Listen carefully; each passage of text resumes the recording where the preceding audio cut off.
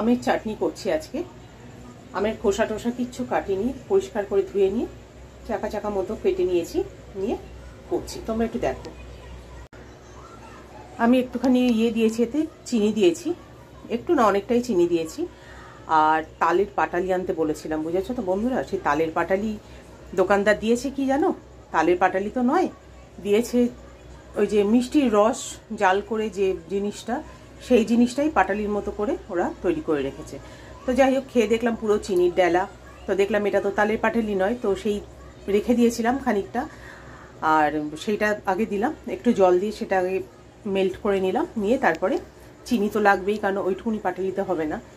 তো তারপরে বাকি চিনিটা দিয়ে, চিনিটা একটু মেল্ট করে নিয়ে আমি আমগুলোকে ছেড়ে দিয়েছি। আমগুলোকে আমি একটু জলে ভাপ দিয়ে তারপরে দিই, কিন্তু আজকে দেখলাম আমগুলো বেশ মিষ্টি, হ্যাঁ, আর একটু হালকা পেকে পেকেও মতো গেছে। তো সেই জন্য আর সেটাকে ভাপ দিলাম না, তো ডাইরেক্ট ওর মধ্যে রসের মধ্যে দিয়ে দিলাম। কোনো ফোড়ন টোড়ন কিচ্ছু দিইনি, শুধু এই চিনি গুঁড়েই হবে। আরও চিনি লাগবে, ছেলেকে চিনি আনতে বললাম, চিনিটা একদমই নেই, শেষ হয়ে গেছে। তো যাই হোক, ও নিয়ে আসুক, তারপরে লাস্ট পর্যন্ত দেখতে থাকো আর কি কি আমি এর মধ্যে দিই, ঠিক আছে? কোনো তেল কিন্তু আমি চাটনিতে ব্যবহার করি না, তোমাদের আগেও বলেছি, আজকেও বলছি, এতে কিন্তু কোনো তেলের ব্যাপার নেই। রয়েছে, পাত্রটা ছোট হয়ে গেছিলো, এই জন্য একটু বড় পাত্র নিলাম, তার মধ্যে আমি বসিয়ে দিয়েছি। চলো হতে থাকুক। দেখো হয়ে গেছে। এবার আমি যে মশলাটা দিচ্ছি সেটা হচ্ছে 5 ফোড়ন গুঁড়ো করে রাখা সেই মশলাটা, ঠিক আছে? এটাতে একটু চিলি ফ্লেক্সও যদি দেওয়া যায় তো খুব ভালো হয়।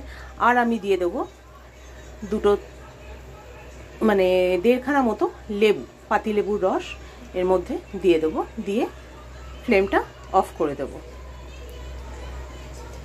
লেবুটা দিলেও কিন্তু দারুণ টেস্ট হয়, আর যে চিনির যে শিরাটা সেটা জমাট বাঁধে না, বেশ একটু পাতলা পাতলা থাকে।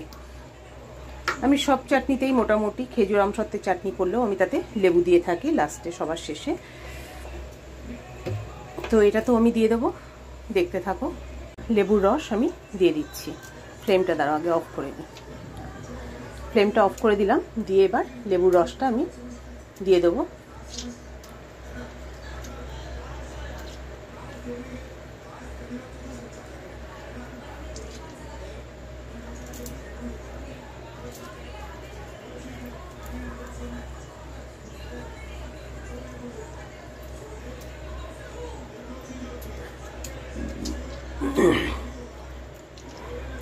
প্রচণ্ড গরম পড়েছে, আর এই গরমে কিন্তু শেষ পাতে টক হোক, চাটনি হোক, ভালোই লাগে।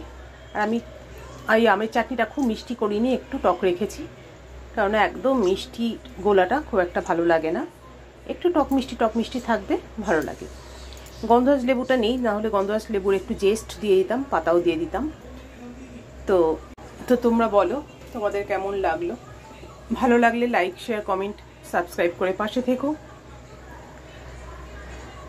এবার আমি একটু ঢেকে রেখে দেবো, যেহেতু লেবু রসটা আর